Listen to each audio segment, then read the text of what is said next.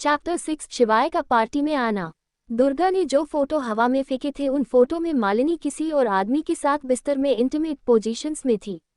हर photo एक अलग आदमी के साथ थी। अब तो लोगों ने मालिनी को बहुत बुरा भला कहना शुरू कर दिया था।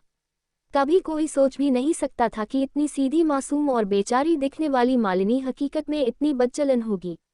इन पिक्चर्स को देखते हुए तो लगता है कि मालिनी का 20 से ज़्यादा आदमियों के साथ रिलेशन रहा होगा। ये तो बहुत ज़्यादा कैरेक्टरलेस है। कोई भी आदमी इसे अपनी बीवी क्यों बनाएगा? दुर्गा ने अपने मन में सोचा। थैंक गॉड कि मैंने जादुई मोती की दुनिया से बाहर आने के बाद उन दोनों गुंडों को ढूंढ लिया था और उन्होंने मालिनी से खुद को बचाने के लिए बैकअप के तौर पर ये पिक्चर्स पहले से ले रखे थे। थोड़ी मेहनत लगी पर उन लोगों से मुझे पिक्चर आसानी से मिल गई। मालिनी माहिर के पास जाकर बोले, माहिर ये सब लोग बकवास कर रहे हैं, मैंने ऐसा कुछ नहीं किया है। ये सभी पिक्चर्स फेक है। दुर्गा ने जरूर है सभी पिक्चर्स को एडिट किया होगा, ये मैं नहीं हूँ। प्लीज़ मेरा विश्वास करो। सभी लोगों का ध्यान अब माहिर पर था कि वो आगे क्या करेगा। माहिर ने मालिनी का हाथ पकड़ा और इमोशनल होते हुए बोला, मुझे तुम पर पूरा भरोसा है मालिनी, मैं जानता हूँ कि तुमने कुछ गलत नहीं किया। माहिर का ये रिएक्शन देखकर तो लोगों के मुंह खुले रह गए थे। किसी ने नहीं सोचा था कि ये फोटोज देखने के बाद भी माहिर मालिनी को अपनाने के लिए तैयार हो जाएगा। यहाँ तक कि खुद मालिनी भी हैरान थी। मालिनी मुस्कुराते हुए बोली, थैंक यू सो मच माहिर। दुर्गा मुस्कुराते हुए मालिनी से बोली, माय डियर सिस्टर, तुम्हें शादी की एडवांस बहुत बहुत बधाई हो। माहिर जैसा बेवकूफ़ साथी बहुत मुश्किल से मिलता है जो तुम्हारी ऐसी काली करतूतें देखकर भी तुम पर विश्वास कर रहा है।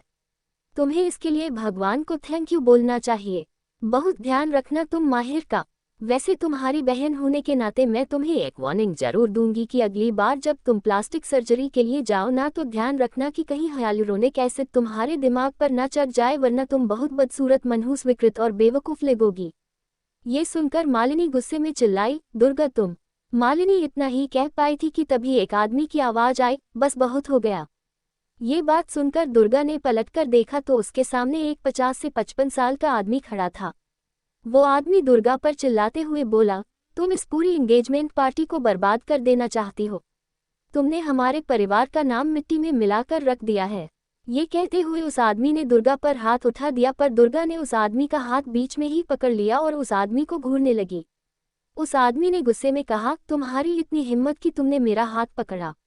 दुर्गा ने उस आदमी को घूरते हुए अपने मन में सोचा, तो ये है दुर्गा चौहान का बाप महेंद्र चौहान। कल रात से इस आदमी की बेटी लापता है पर इसे इस बात की परवाह नहीं है। पर वह है तो बस अपने परिवार के नाम और इज्जत की। ऐसा आदमी बाप कहलाने के लायक ही नहीं है। महेंद्र चौहान अपना हाथ दुर्गा से छुड़वाते हुए बोला, दुर्गा तुम अभी इसी वक्त घर जाओ और हमारे परिवार को समाज में शर्मिंदा करना बंद करो। महेंद्र चौहान ने इतना ही कहा था कि तभी पार्टी हॉल के मेन गेट से शिवाय विशाल के साथ अंदर आया। शिवाय को देखते ही सभी लोगों का ध्यान उसकी तरफ चला गया। दुर्गा ने भी शिवाय को देखते ही पहचान लिया। माहिर के अलावा वहां मौजूद सभी लोग शिवाय को पहले से ही जानते थे। लड़कियां तो जैसे शिवाय के पीछे पागल थी। शिवाय मशहूर बिजनेसमैन था। उसके परिवार का बिजनेस देश विदेश में दूर दूर तक फैला हुआ था। शिवाय राठौर फैमिली का इकलौता वारिस था और शहर का मोस्ट एलिजिबल बैचलर था। बिजनेस वर्ल्ड में शिवाय का राज चलता था। उस पर से उसकी handsome looks and perfect body. यहाँ ऐसी कोई लड़की नहीं थी जो शिवाय के पीछे पागल नहीं थी। शिवाय के आते ही ज्यादातर लड़कियां उसके आसपास आ गई थी। ये सब देखकर विशाल ने अपने मन में सोचा, कुछ भी कहो शिवाय बॉस है तो बहुत हॉट। अगर मैं लड़का ना होकर लड़की होता तो मैं खुद ही बॉस से शादी कर लेता। माहिर ने शिवाय की तरफ आते हुए कहा, कौन हो तुम और यहाँ क्या कर रहे हो? ये पूरा हॉल मैंने बुक किया हुआ है। बिना इनविटेशन के यहाँ कोई नहीं आ सकता, इसलिए बेहतर होगा कि तुम यहाँ से निकल जाओ। माहिर शिवाय तक पहुँचता उससे पहले ही विशाल बीच में आकर माहिर को रोकते हुए गुस्से में बोला, दूर रहो मेरे बॉस से। उनके पास जाने की हिम्मत भी मत करना। विशाल का गुस्सा देखकर माहिर वहीं रुक गया। महेंद्र चौहान शिवाय के पास जाते हुए मुस्कुराकर बोला, मिस्टर राठौर आप यहाँ आ रहे थे तो आपने हमें एडवांस में क्यों नहीं बताया? अगर बताया होता तो मैं खुद गेट पर आकर आपको रिसीव कर लेता। वैसे आप मेरी बेटी की सगाई में शामिल होने आए, ये मेरे और मेरे परिवार के लिए बहुत ही गर्व और सम्मान की बात है। चलिए मैं आपको आपकी सीट दिखा देता हूँ।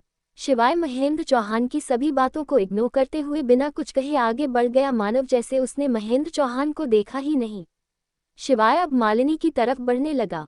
शिवाय को अपनी तरफ आता देखकर मालिनी ने खुश होकर मन में सोचा, ओह गॉड, वो मेरी तरफ आ रहा है। इसका मतलब वो सिर्फ और सिर्फ मेरे लिए यहाँ पर आया है। हो सकता है वो मेरी खूबसूरती की तरफ अट्रैक्ट हो गया हो। शिवाय जैसे ही मालिनी के सामने आया, मालिनी ने मुस्कुराते हुए कहा, मिस्टर राठौर, क्या आप यहाँ मेरे लिए आए हैं? शिवाय ने गुस्से में मालिनी से कहा, तुम मेरे रास्ते में खड़ी हो, साइड में हटो। ये कहकर शिवाय मालिनी को साइड करते हुए उसके पीछे खड़ी दुर्गा की तरफ बढ़ गया। ये देखकर मालिनी हैरान रह गई। शिवाय ने दुर्गा के सामने खड़े होकर पूछा, मिस दुर्गा चौहान, क्या आपको मैं अभी तक याद हूँ? शिवाय का सवाल सुनकर दुर्गा हैरान और परेशान दोनों थी। उसे लगा कि बेवकूफ़ होने का नाटक करने में उसने बहुत देर कर